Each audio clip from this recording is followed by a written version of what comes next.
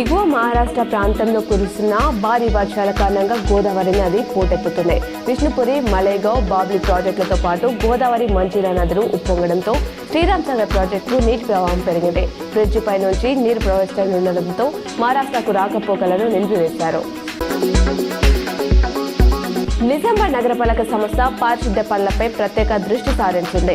నగరపాలక సంస్థ కమిషనర్ దిలీప్ జిల్లా కేంద్రంలోని వివిధ కాలనీలలో బుధవారం పర్యటించి 100 రోజుల ప్రణాళికలో భాగంగా పారిశుద్ధ్య పనుల విషయంలో సిబ్బంది అప్రమత్తంగా ఉండాలని ఆదేశించారు. తెలంగాణలో భారీ వర్షాలతో పంట నష్టపోయిన రైతులకు మంత్రి జూపల్లి కృష్ణారావు శుభవార్త చెప్పారు. ఎకరాకు ₹10,000 నష్టపరిహారం చెల్లిస్తామని ప్రకటించారు. వర్షాలు, వరదలకు భారీగా పంట నష్టం జరిగిందని తెలిపారు.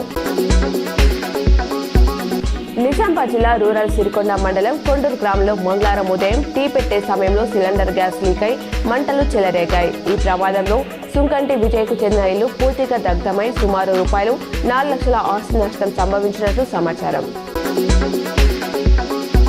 వినాయక చవితి పండుగ నేపథ్యంలో నవీపేట్ మండల కేంద్రంలో గణేష్ ఉత్సవ నిర్వాహకులకు పోలీసుల ఆధ్వర్యంలో సదస్సు నిర్వహించారు. ఈ కార్యక్రమంలో ఏసీపీ రాజవెంకట్ రెడ్డి, సిఐ శ్రీనివాస్, తహసీల్దార్ వెంకటరమణ, ఎంపీడీఓ నాగనాథ్, విద్యుత్ శాఖ ఏఈలు హాజరయ్యారు. శ్రీరామ్ సాగర్ ప్రాజెక్టు అధికారులు 39 వరద గేట్లను ఎత్తి గోదావరిలోకి 2,75,000 క్యూసెక్ల నీటిని విడుదల చేస్తున్నారు.